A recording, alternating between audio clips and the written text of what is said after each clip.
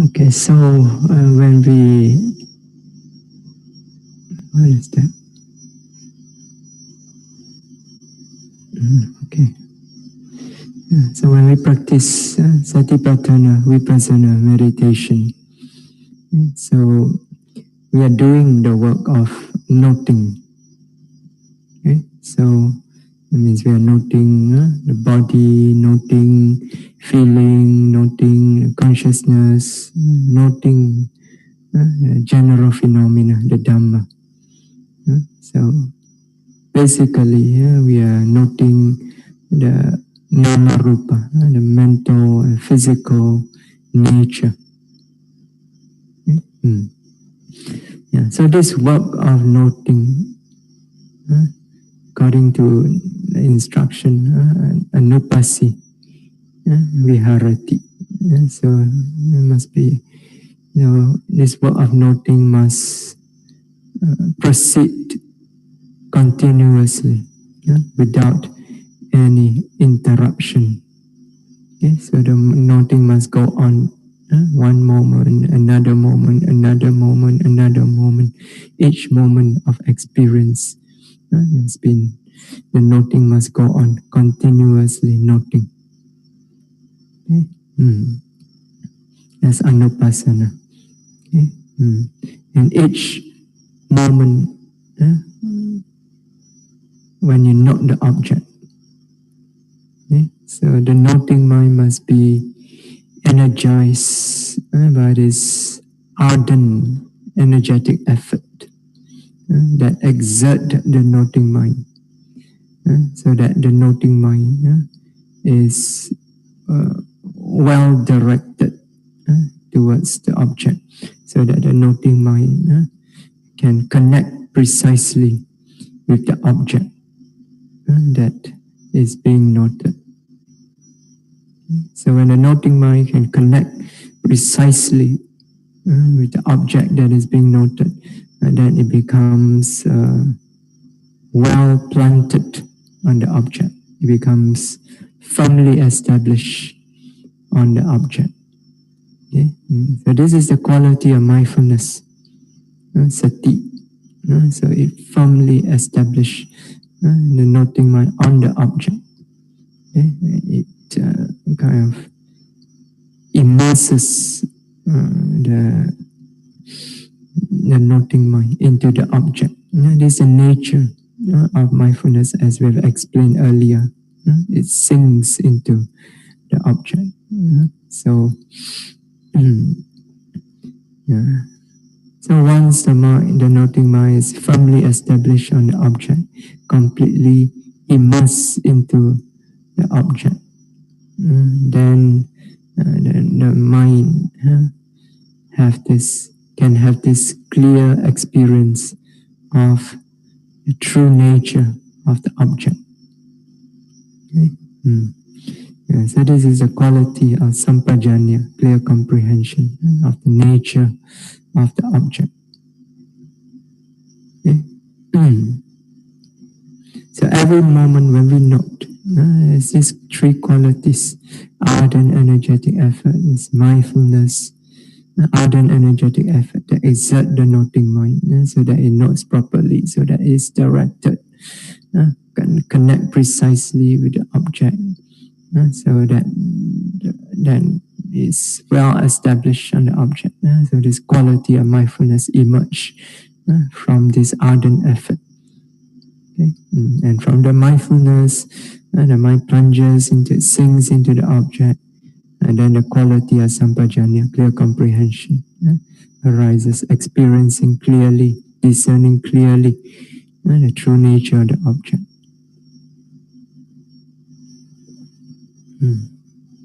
So as we have discussed, this quality of sampajanya, clear comprehension, this is the insight into the true nature of the object. Okay? So, this is vipassana. Sampajanya is vipassana. So it discerns clearly true nature of the object. Okay? Especially the nature of impermanent, suffering, non-self.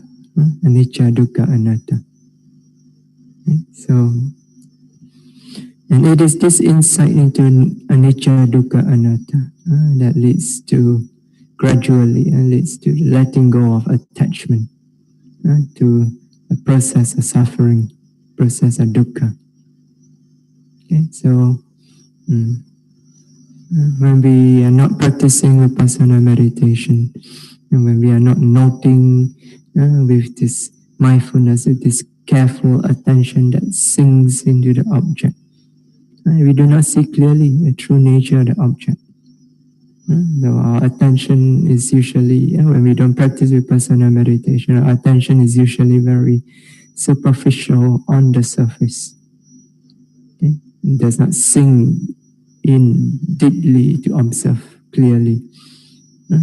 So when it's superficial, it comes under the influence of this delusion, this ignorance, moha or avijja. Then it starts to mistake the nature of the object. So that experience, seeing, hearing, smelling, and so on, that experience consisting of the five aggregates, which are actually impermanent, suffering, non-self. But under the influence of this delusion of ignorance, we see wrongly, we mistaken it to be permanent, to be pleasurable, to be the self. And because of this, we develop strong attachment to these five aggregates, or the experience of the five aggregates. So we delight in seeing, we delight in hearing, delight in smelling, and so on. So we delight in this continuous process of the five aggregates, moment after moment. Okay. Basically, what you're delighting in, what you're attached to, is basically a process of suffering, a process which very nature is that of dukkha. But because of this moha, this avijja, delusion, and this ignorance, we cannot penetrate clearly, to see clearly that it is actually suffering. So we mistaken it to be pleasurable, to be wonderful. So this attachment arises, the cause of suffering. The cause of suffering is the attachment. What is it attached to? It is attached to the truth of suffering. So you're attached. What you're attached to is suffering, right? So what can this be due to other than ignorance? Right? Another word for ignorance is stupidity. Yeah, stupid, attached to suffering. But yet this is what is going on in the mind of worldly beings all the time. So, but when you apply the method of vipassana, satipatthana vipassana, as taught by the Buddha, you direct your attention properly, then so with effort, you bring out the mindfulness, you note precisely, you note clearly, then when the mind develops sufficiently, you can discern the true nature. That this process aggregates moment to moment. They are just a process of suffering. They are impermanent, suffering, non-self. Okay. So we discern this again and again and again. This is what a yogi do in vipassana meditation. Of course, not in the beginning. Once you develop the mind sufficiently, and the mind sinks into the flow, the vipassana objects, moment to moment, all you discern every single moment, nature, impermanent, suffering, and non-self. You discern this again and again and again and again until it sinks deeply into the mind. Okay? Then slowly the mind begins to let go of this attachment to this process of suffering.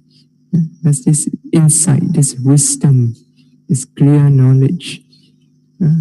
It sees so clearly that each moment when you know, it cuts into the root of attachment. It digs into it, loosen it. So as you develop deeper and deeper and deeper insight, so this root of attachment becomes more and more weaker and weaker. Okay, become loosened up. That's why yogi, when they are in the depth of vipassana experience, you feel the mind becomes more and more detached. That means more and more free. You're letting go of the cause of suffering. Right? Yeah. So you continue to develop this, and then when this, so you discern again and again the nature of impermanent suffering and non-self. So gradually you develop this insight. It gets deeper and deeper and deeper. And then when it becomes fully mature, then the mind completely lets go of the cause of suffering, lets go of attachment. So when you remove the cause, you let go of the cause, the effect, which is the process of suffering, naturally cease. So the yogi experience a cessation of suffering. So that itself is vimutti, liberation, liberation from suffering. But this insight, insight into true nature of this mental physical phenomena, this nama rupa dhamma, this insight does not arise on its own just like that. So you may wish, I want to experience. Buddha says this anicca, dukkha, anatta. What is it? Give me the instruction. You take the instruction. You sit down. Where is anicca? Where is dukkha? Where is anatta? So no, it doesn't arise just like that. It's also anatta, not according to your wish. It is. This insight actually is also conditioned. So it's conditioned, that means anatta. It's conditioned, that means you must fulfill the condition. You must patiently build up the necessary condition. And then only it arises, then only you experience. Okay? So it doesn't arise on its own just like that. So in fact, in the beginning of the practice, it doesn't arise at all. So in the beginning practice, despite your best effort to note according to the instruction, most of the time you find there's not much clarity in the noting. Right? So in fact, you find yourself struggling so much just to be able to follow the rising falling clearly. So why? That's because in the beginning of your practice, and this is true even for experienced yogis, when you first begin your retreat, okay? There's a lot of hindrances, mental hindrances in the mind that disrupt the clarity of the mind. Okay? There's, the 5 hindrances when they are present. So they introduce certain disturbances in the mind which disrupt the clarity of the noting. So when you begin your meditation retreat, you sit down, you meditate, so all these thoughts come up. I just come from a holiday. So nice. I saw this beautiful scenery, mountain scenery, fresh air. I ate all this wonderful food. You cannot get in Malaysia. There's sensual desire. So you remember all the nice music that you have listened to. So sensual desire. Or you remember when you sit down, you remember all these bad memories on the past surface in the mind. Then, or you remember this yogi. Last time when I was meditating, he disturbed me. Dosa arise. Yes. So ill will. So this meditation center, this bed not so nice. They should have provided us with this type of bed, not this one. So this one not suitable. Food not suitable. This not everything not suitable. Again, dosa. Your mind not happy. Ill will. This vyapada. All your mind is restless. Especially nowadays, with our kind of lifestyle, modern lifestyle, where our mind is constantly bombarded by so many different objects throughout the day. So it's like a battlefield. So one yogi, last time she reported, when she was in the depth of the experience of vipassana, he said every single object that arises is like, she's in the battlefield, a bomb, and this object impinges, a bomb explode. Another object, a bomb explode. But what is, when you are in vipassana, you experience this clearly, but in your daily life outside a retreat, you don't experience all this clearly.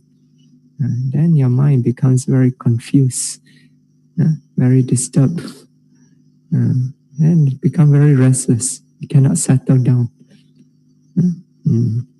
That is the nature of the mind of most people, especially those who have not much experience in meditation. They do not know how to restrain the mind with mindfulness, with clear comprehension. So the mind is restless most of the time, experiencing all this, bombarded by all these various sense experiences. Then when you come to a retreat center, you want to meditate, the habit is still there. This strong habit has developed over the years, still there. You can tell your mind, I want to meditate. And the mind tell you, you go and meditate yourself.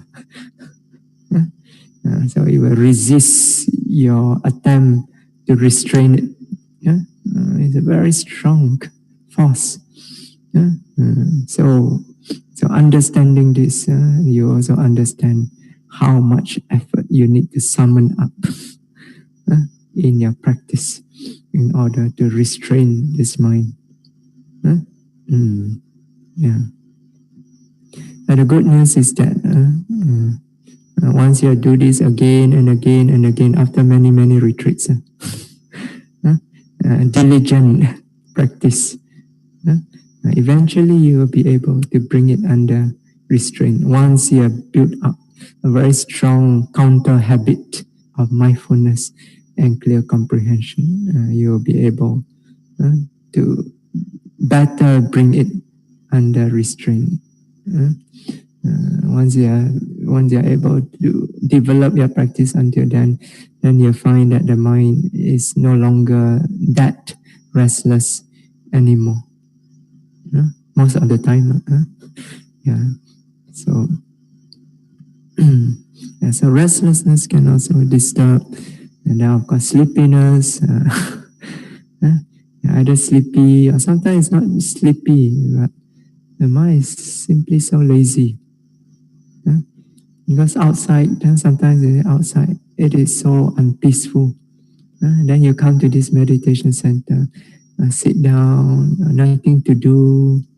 Mind sometimes, some people, their mind naturally not energetic. So when not energetic, so they don't have much problem with restlessness. But they have problem with this mind that is lazy. So the mind settle down after a while. So it's so peaceful. I just rest there. So nice. Why should I work? Work so hard. Go and note all this nature, that nature. No need. Just rest there. Samadhi. So nice. After a while, become lazy. So this tina midda. So all is overcome by skeptical doubt. So sometimes you wonder, hey, this teacher can or not one? Does he really know what he's talking about? So you have doubt. So when you have doubt, we cannot practice properly. In your mind, you're wavering. Is this instruction correct or not? Sure or not? This is also a hindrance. Yeah. So all of these hindrances, when they're present, one way or another, they introduce some obstacle to the clarity of mind. That's why in the beginning, when there's so much these hindrances in the mind, there's no clarity at all when you're not. You have to struggle very hard just to get some degree of clarity. So that's why you need to develop samadhi, concentration, samadhi, in order to clear away all this distraction, all these hindrances. Okay? Only after you've cleared away all these hindrances through development of samadhi. That means through the development of the jhana factors. Vitaka, vichara, piti, sukha, ekagata. So when you develop samadhi, these jhana factors are developed and they counter the hindrances. They clear away the hindrances. So once they've been cleared away by the power of samadhi, then the mind becomes clear, so that you can discern clearly the nature of the object that is being noted in every moment. Yeah. So, so samadhi is a necessary condition for the arising of clear comprehension, clear discernment of the nature of the nama rupa. So that's why in the sutta, the Samadhi Sutta, in the Salayatana Samyutta, so the Buddha he says, Samadhim bhikkhave bhavita samahito bhikkhu yatha bhutam pajanati. So Samadhim bhikkhave bhavita, bhikkhave bhikkhus, Samadhim bhavita, develop concentration. So bhikkhus or yogis, you should develop concentration. So the Buddha instructed, encourages yogis develop concentration. Samadhim bhavita. Why develop concentration? So he explained, Samahita bhikkhu yatha bhutam pajanati. So the bhikkhu or the yogis whose mind is concentrated, well focused, So Samahito Bhikkhu. So then Yatha Buddham Pajanati. This bhikkhu or this yogis whose mind is concentrated, he discerns things clearly as they really are. Yatha Buddham Pajanati. So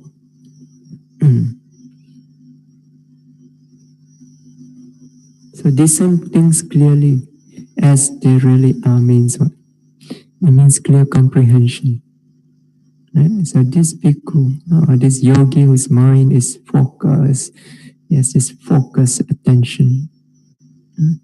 He discerns clearly things as they really are. He has this clear comprehension or insight, clear insight into the nature of things as they really are.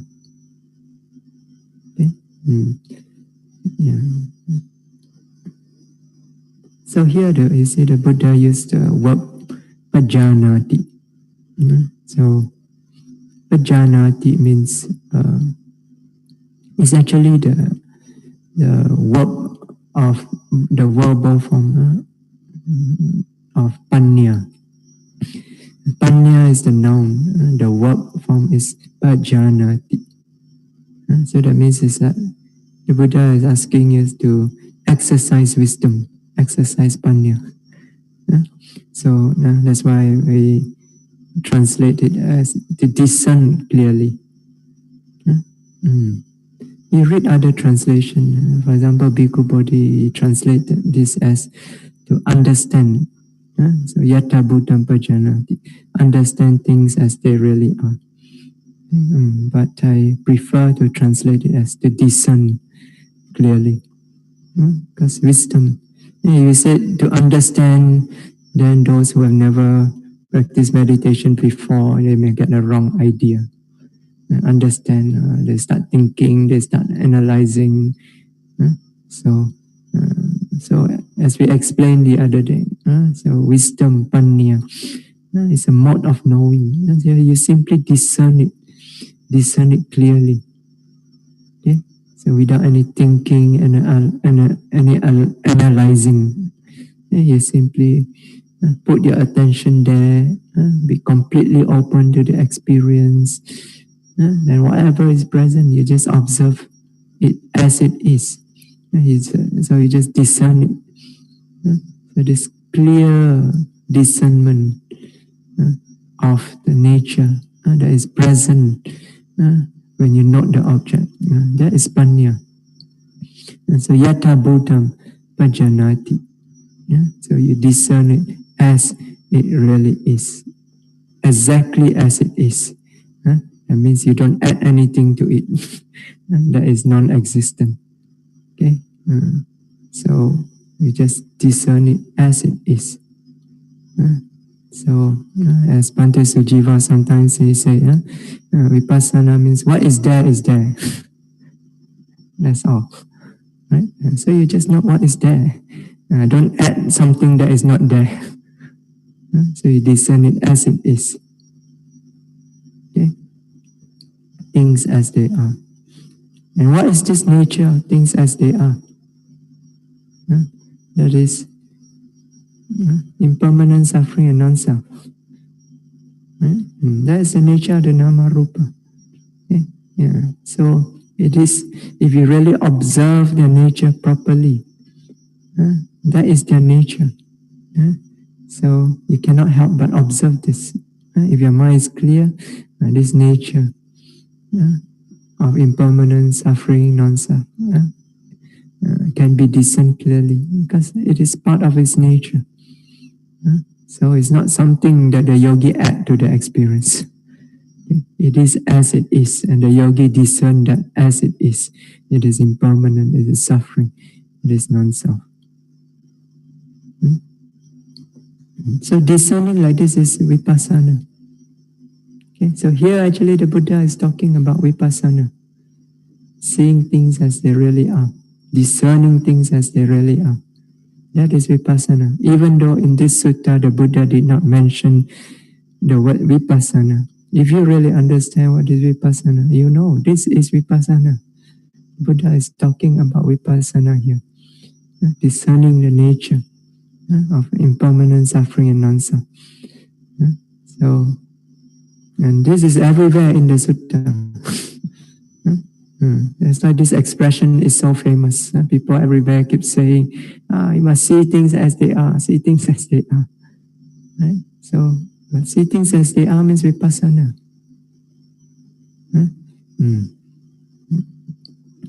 Usually in the sutta, when the Buddha talk about seeing things as they are, he's always referring either to the 5 aggregates, 6 sense base, the 18 elements, and so on. He's referring to nama rupa.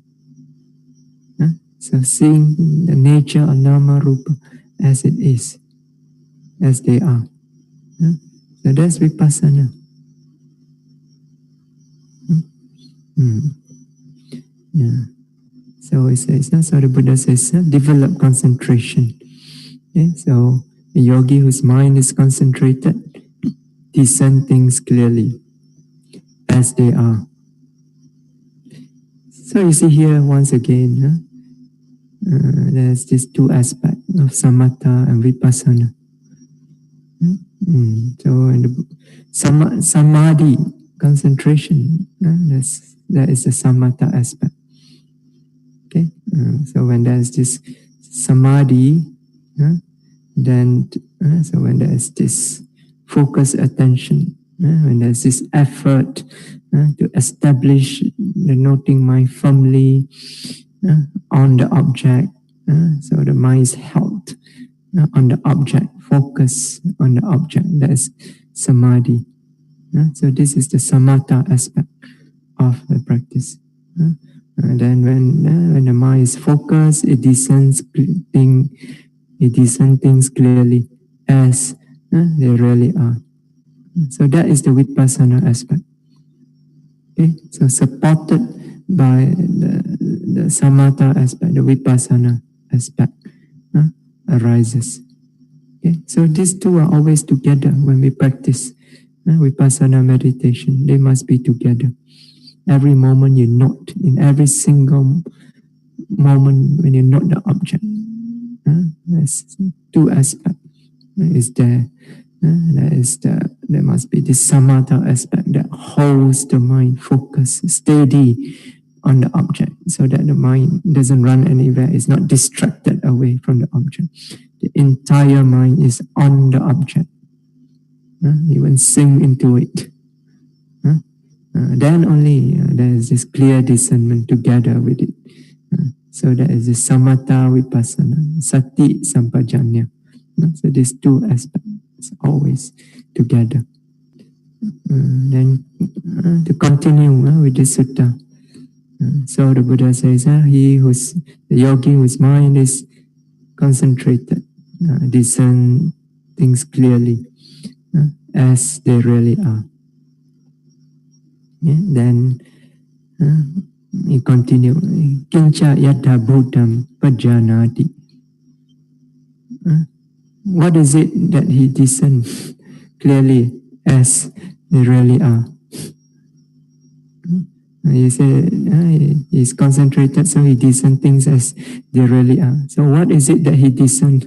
What is this things that he discerns as they really are? So chakku aniccanti yatha bhutam pajanati.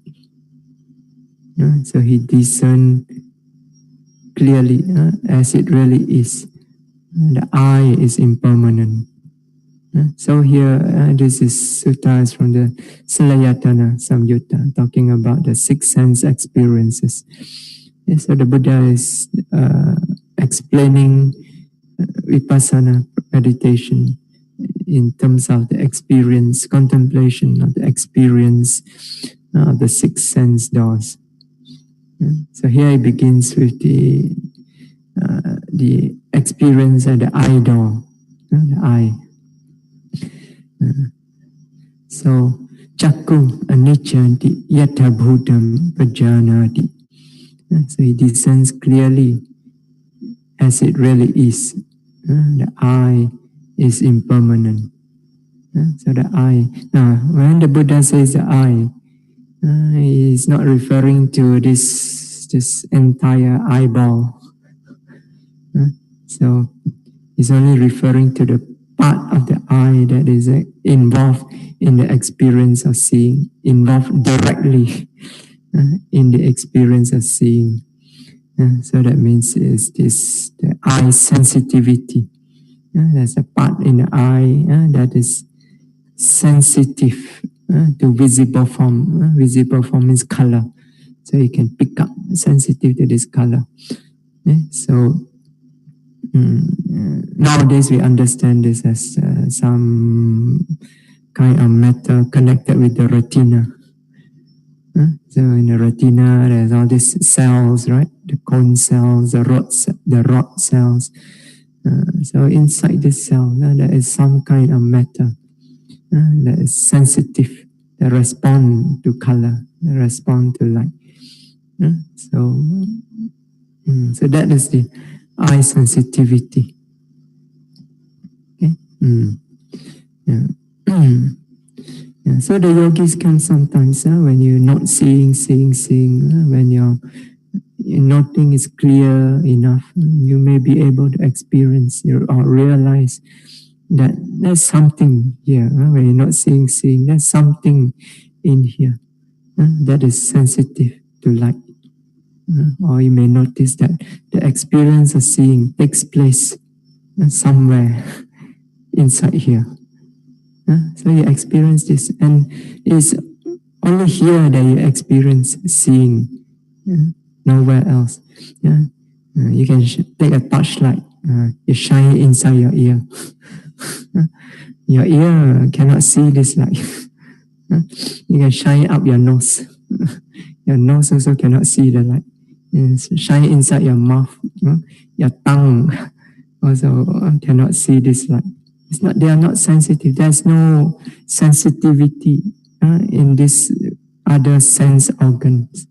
They can pick up the light or the color only in the eye. So you notice the experience of seeing takes place only here in the eye. So when you notice this, actually you are picking up the nature of the eye sensitivity.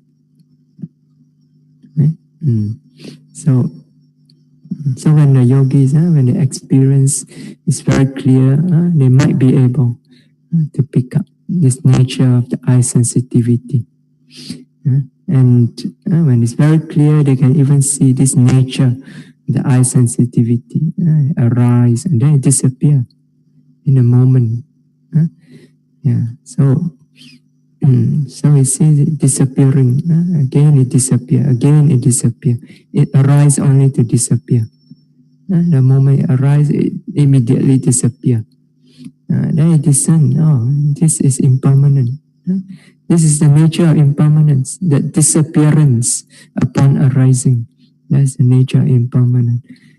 So in the yogis, yes, just focus attention, and only with focus attention, with samadhi, when you observe it very carefully, very deeply with this focus attention, then only you can discern this nature in the moment when you note that experience of seeing. So you notice, you realize, you discern, this nature of the eye sensitivity, it is impermanent, it disappears. Okay? So this is what the Buddha meant. Chakung aniccanti yatha buddham pajanati. He discerns clearly as it is. This eye is impermanent, this eye sensitivity is impermanent. So he sees it as it is. That is the nature of this eye sensitivity. It's not something that he imagined. He sees it as it is. When he discerns it clearly, he sees that this nature, it really disappears upon arising. Okay, so it's impermanent. So chakung aniccanti yatha buddham pajanati. Yeah. No, but in the experience of seeing, it is not just eye sensitivity. So in each experience, the six sense doors. So there are every time an experience arise, seeing arise, hearing arise, and so on. In each one of these experience, it is actually composed of many different mental, physical nature. Dhamma, Rupa, Dhamma. Okay, it's not just one. It's a composite of many things. Okay, but when we note, every moment when we note, we can only pick up one among these various nature, the most prominent one. Okay? In fact, we should not try to catch all this different nature in one single noting. It is impossible. The mind can only take one object at a time. That's why sometimes yogis, not yogis, some people never practiced before, they read the sutta. Nowadays people say, you read the sutta, you can go and practice yourself. No need teacher. So they see, read the sutta, the Buddha describe all these different Dhamma present when you see. All these different Dhamma present.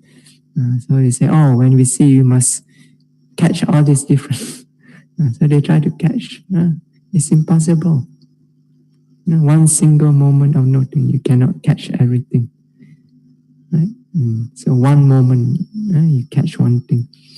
So sometimes when you're not seeing, you may discern the nature of the eye sensitivity. But sometimes other dhammas are more prominent. So the Buddha continues. He says, "Rupa anicchati yatha bhutam pajanati." So rupa means here in this context, rupa means specifically the visible form, visible object. That means the color. So this rupa, he also discerned it clearly as it is. And this visible form is impermanent. Okay? So sometimes when you're not seeing, it is the visible form that is more prominent. So you note the visible form instead. Okay? So, and when the mind is clear, so you can discern clearly that is nature of the visible form. So it is the object that is experienced only at the eye door, at the eye sensitivity. So you cannot experience it anywhere. Okay, so and when your mind is clear, you can even discern clearly that this visible form, this color also, it arise and disappear in the moment. You can see its nature, impermanent nature, right there in the present moment. Okay? So sometimes this happens when the yogi is really flowing moment to moment. So noting is going on moment to moment to moment. So it's noting one object after another. The mind is precisely in the present moment, seeing things arising and disappearing one after another. So when the yogi open his eyes after his sitting meditation, when he starts to see things, and he's noting continually, not seeing. He may notice things outside also, like disintegrating. Some yogis, when their vipassana samadhi is so strong, even in their daily life, when they see things are like disappearing, disintegrating. These are very powerful vipassana samadhi. Then you can experience like this. So this is what the Buddha meant. Rupam anicchati yatha bhutam prajanati. He discerns clearly that this visible form He discerns clearly as it is. This visible form is impermanent. Okay? Mm. Mm. Then Chakku Vinyanam Aniccanti Yatha Bhutam Pajanati. Okay? So sometimes when you're not seeing, it is the seeing consciousness that is prominent. So when you're not seeing, your attention falls on this eye consciousness that is prominent. Okay? So not on the eye sensitivity, not on the visible form, but on the knowing itself, knowing of the visible object. Okay? Mm. Mm. So often this comes together with the object. So yogis note, they see there's an object and then there's a knowing of the object. And then you see these two arising together, passing away together. Okay? So you see this again and again, arising, passing away together. So you see the eye consciousness arising, passing away with the object again and again. Then it discern, you see the nature of impermanent arise.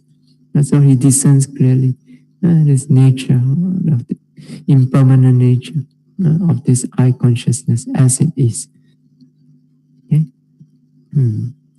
Yeah.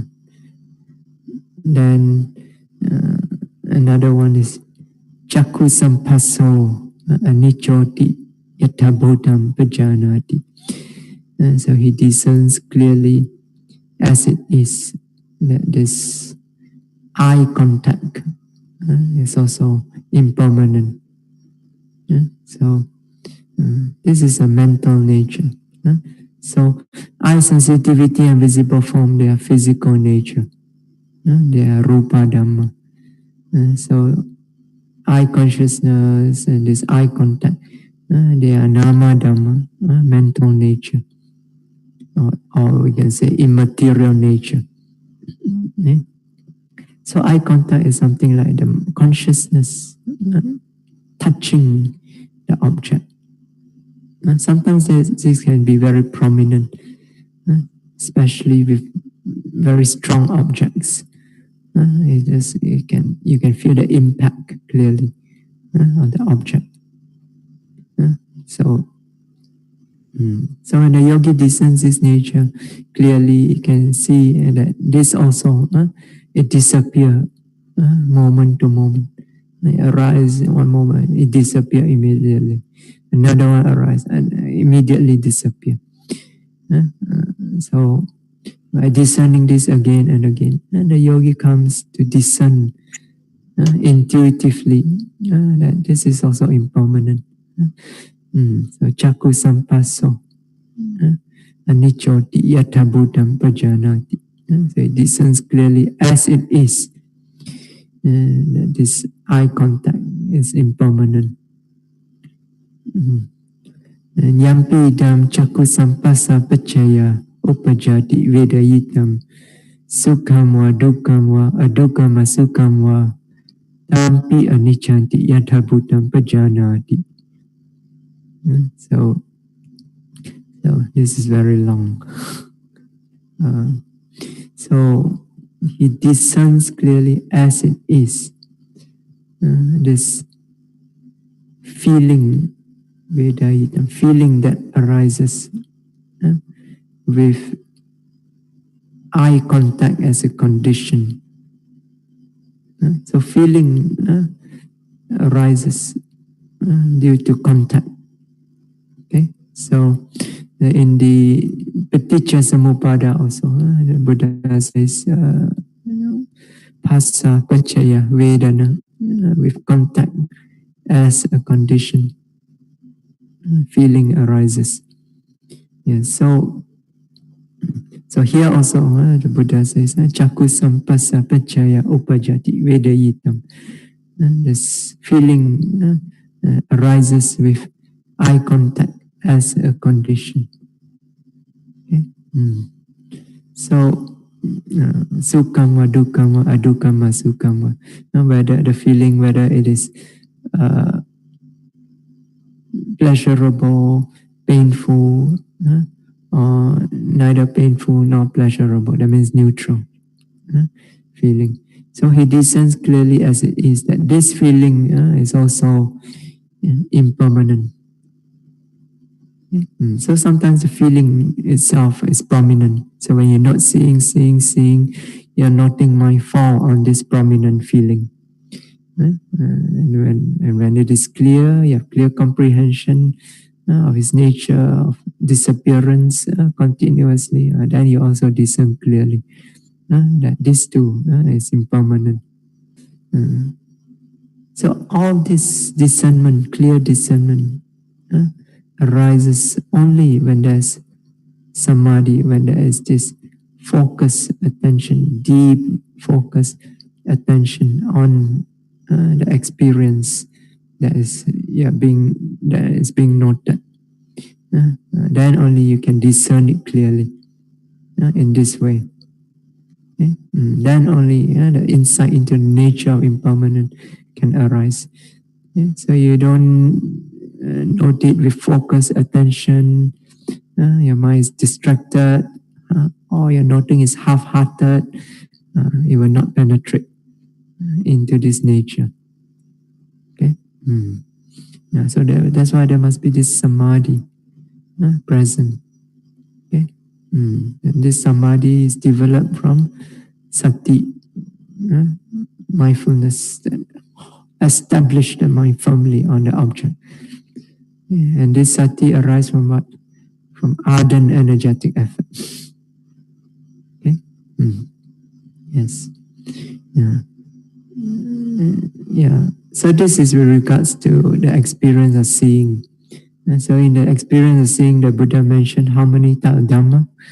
There's eye sensitivity, there is the visible form, eye consciousness, eye contact, and then feeling born of eye contact, 5 Dhammas.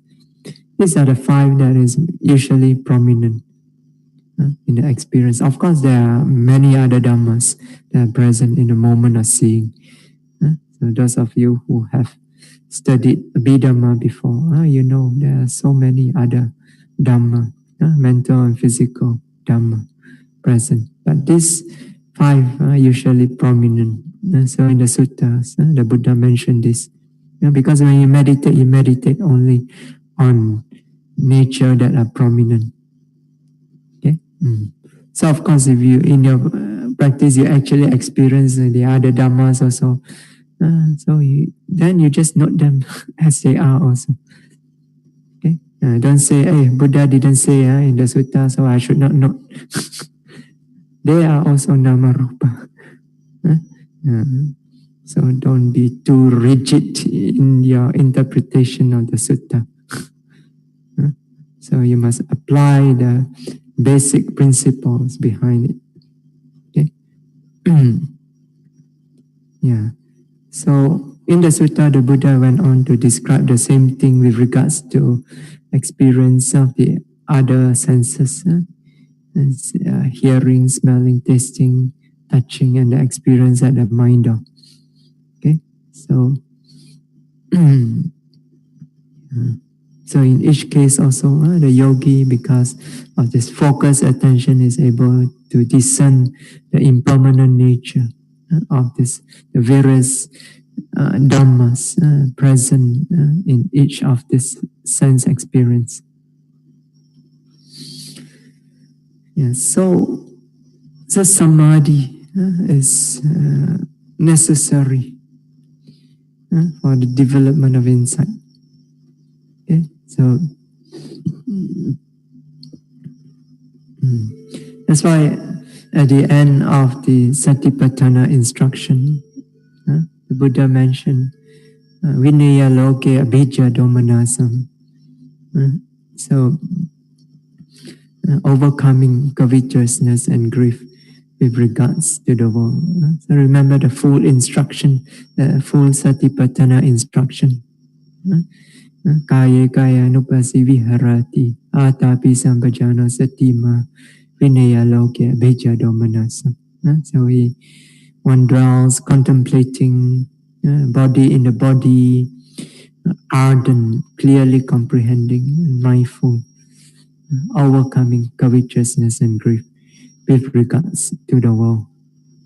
This last part, overcoming covetousness and grief with regards to the world, it implies samadhi. Okay, so it implies samadhi. So through the process of noting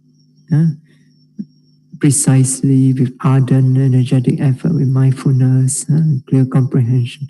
So every moment when you note like this, can the defilements arise?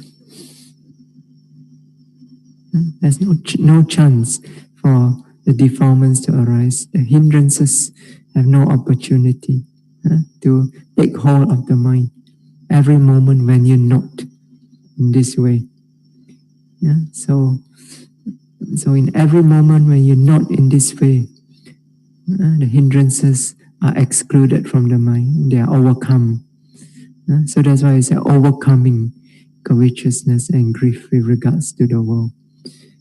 Sometimes you read translation, they say having overcome covetousness and grief with regards to the world.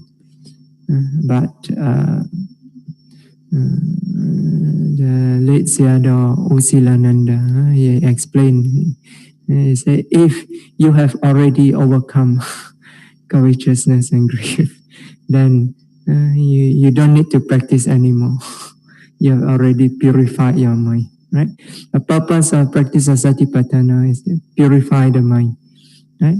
Sattana Visuddhiya, for the purification of beings. That means purification of the mind of beings. You are already pure, you are already overcome, and no need to practice anymore. So therefore, he says the right translation here should be overcoming covetousness and grief with regards to the world. That means as you note, every moment when you note, in that moment when you are noting, you are overcoming, you put away this covetousness and grief. That means the hindrances. Okay? It's not that you are already overcome, then only you note. Okay? In that moment when you note, you overcome. So Vinaya.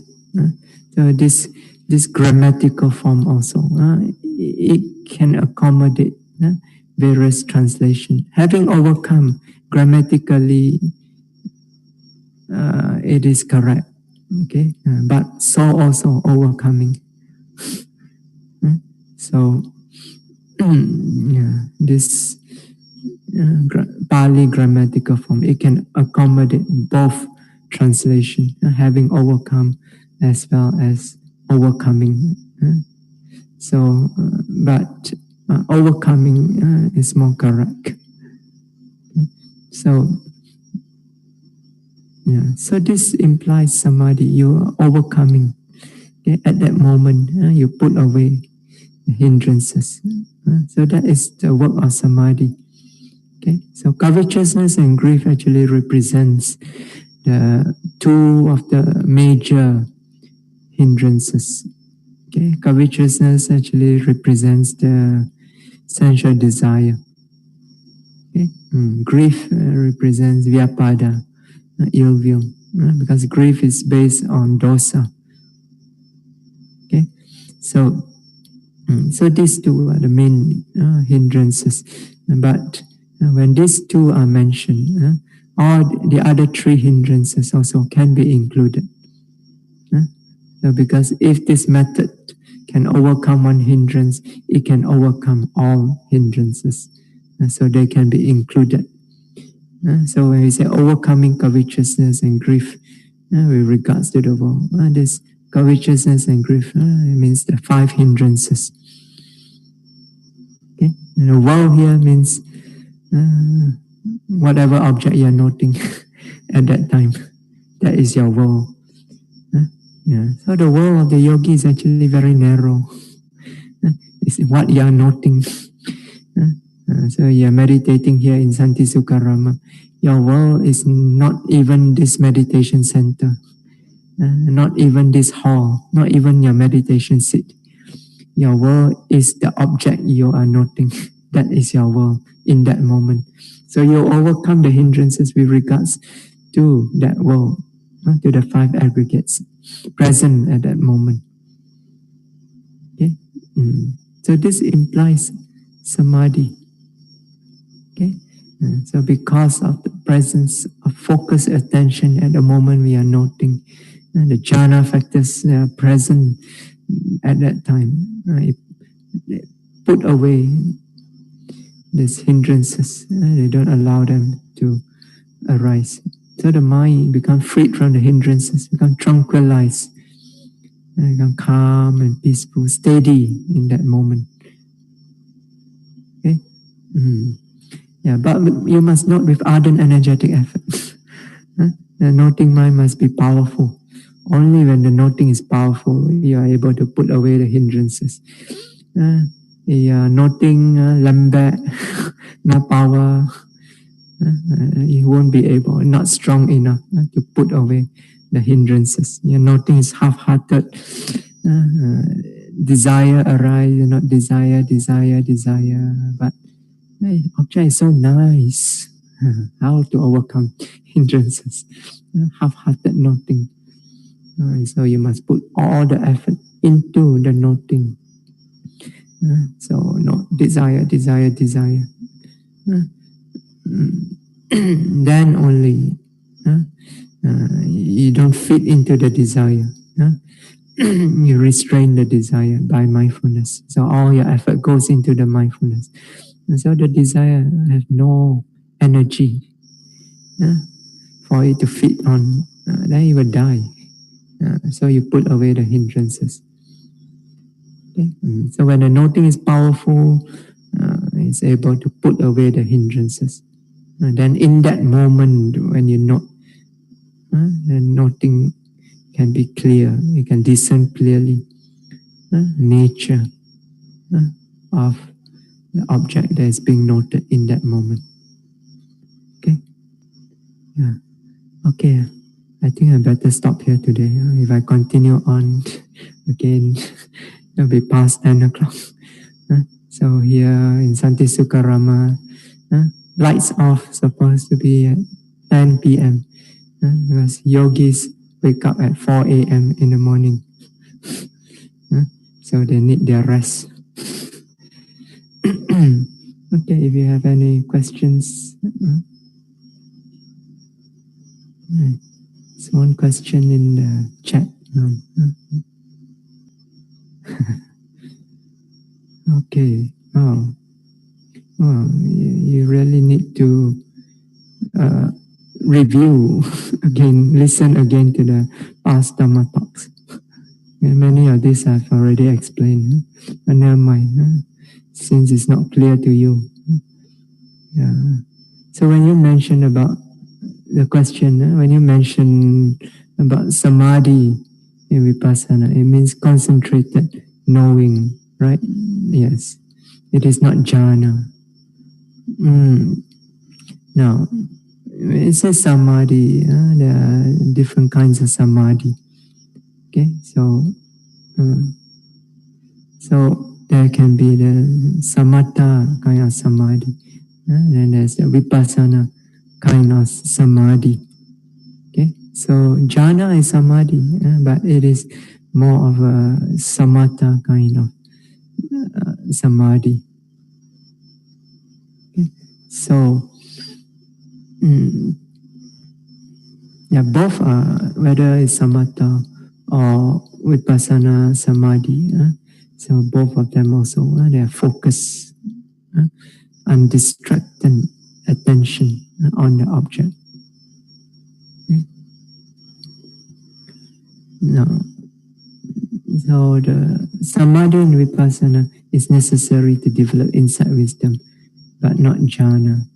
Now, vipassana samadhi, so all what we call khanika samadhi, it's momentary concentration, is necessary, the development of insight. Yeah.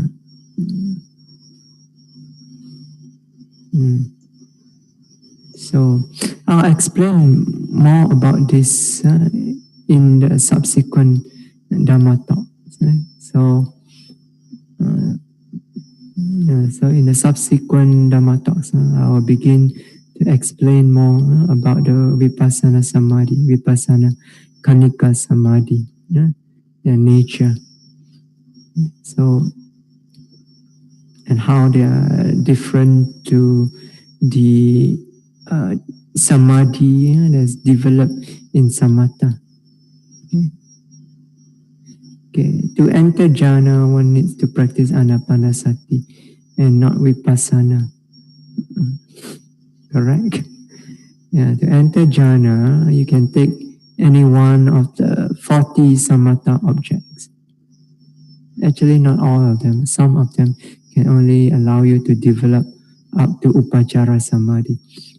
So you can go and refer to the Visuddhimagga. What are the objects that can allow you to develop jhana? Kasinas, anapanasati also. So also the Brahma Vihara. So all these objects, you can develop jhana. Okay. So to enter jhana, one needs to practice anapanasati and not vipassana. Correct. Actually, anapanasati also, you can practice it as a vipassana object. Okay? But provided you observe nature of the wind element or nature of whatever other elements that you can discern at the tip of the nostril. Okay? But if you just discern it as in, out, in, out, in, out, it becomes a concept. Then it goes into more of the samatha. So could you please confirm that if one practice vipassana, it is to get insight and not jhana? Yeah, I think I've already mentioned this. So that's the purpose of vipassana, is to develop clear insight that leads to liberation, insight into nature of impermanent suffering and non-self. Only if you see this nature, then you can let go of attachment, the cause of suffering. Okay? Yeah. So for jhana, one practices anapanasati, not necessarily just anapanasati. So the other samatha objects that can also help you develop the jhanas can also be used. Okay, only one question. Unless there is some other question. Yes. Bhante, I have questions. Let's say during the meditation, so we know the mind is jumping, jump here and there.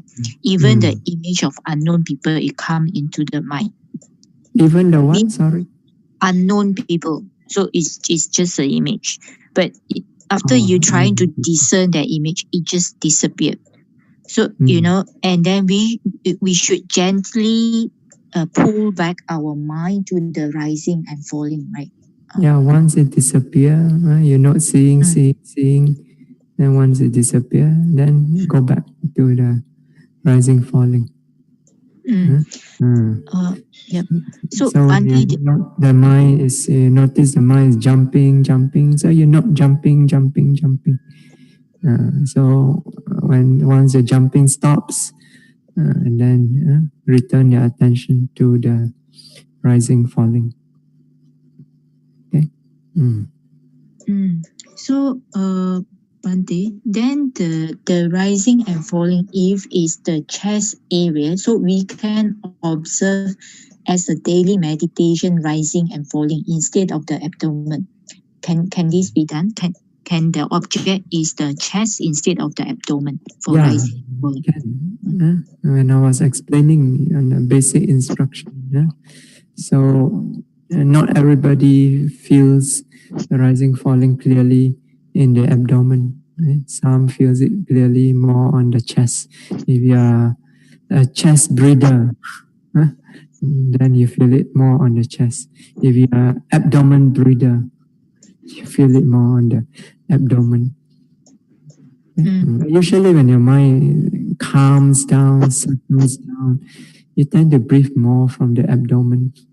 When you're very tense, you tend to breathe more from the chest. But wherever you feel it most clearly, you place your attention there. That is your rising falling. Okay? It's all right. Yeah, Bhante. So when meditation, it seems like the fear arises. So observing the fear. So sometimes the fear actually it indirectly impact the heart. It feels like the heart is pumping tense fast, and then sometimes it mellow down, then sometimes it comes up again. So this fluctuated. So I should keep on continue observing the fear, right? Or should I just gently pull back to observe the chest rising and falling again? But because I thought Bhante say that this so with so fear, we should discern it clearly. So, with fear, so you need I have to to. note it until it disappears. So, but I think I note the fear, even though it seems like very short, but I think it's maybe in terms of world time, it might take maybe 10 or 15 minutes. So I have to discern the fear. I have to observe the fear until it disappears, right? No matter how long it takes. Yeah, if you really not properly, as we described, put all the effort into the noting instead of feeding into the fear. So you simply put effort into the noting. So just note fear, fear, fear. It's like the mind step away from the fear and then just observe it, like a passive observer from outside. Just like when you are standing at the window, watching a view outside. So it's like the fear is outside there, and then you are standing inside here. You observe it. Yes, that means you step away from the fear, and then you note it as it is. This is how it is. This is the nature of fear. You just not fear, fear, fear. So then, so you put all your effort into noting in this way. The fear will disappear by itself quickly. Okay, but if you don't note properly, then your mind get drawn into the fear. You start to pay attention to the source of the fear, for example. What is it that caused the fear to arise? What thoughts that cause it to arise? Then you fit into it. Then it will continue. So if you really note properly, 1, 2 noting, or 3 noting, it will disappear. And you can see clearly the fear disintegrating before your mind's eye. And you see a change in the nature of the mind when the fear disappears. Then you return to the rising falling. Okay, so you have to really put effort into the noting. Yeah? You really note properly, it won't drag on for 10, 15 minutes. You drag on for so long, that means you're not very mindful in the noting. So you have to put the effort into the noting. So Bhante, when we note, right, we say fear, fear, fear, then sometimes the word come out, the word like fear, F-E-A-R, fear, come out. So is this type of noting correct? Yeah, no, this is labeling. Noting and labeling is two different things. When you note, it's not that you just put the label there, fear, fear, fear. Your mind, noting means the mind is observing the state of fear clearly. That's called noting. Labeling is simply you put a label on this experience, on this noting. This labeling is just simply to help to direct the attention to the experience. Okay? By itself, it is not noting. Okay, so you must do the work of noting. Okay? The labeling is just a support. So you must note. You must really put your attention on the state of fear. Okay? And observe it clearly as it is. Just a state of mind. Okay? All right. It's all noting. Sorry, you're breaking up. Oh yeah, Bante, I was saying that during the meditation we should not label, but instead we should just note only, note. Yes. But sometimes it's just the label just come out. Okay. Yeah, the label will come together with the noting. Okay, but your emphasis must be on the noting, not on the labeling. Meditation is noting, not labeling.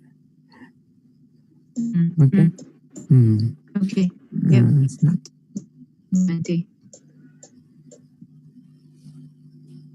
Okay. So yes. Okay. So if there's no other questions, then we'll conclude tonight by paying homage, Buddha, Dhamma, Sangha, and so on, and then making aspiration and sharing merits.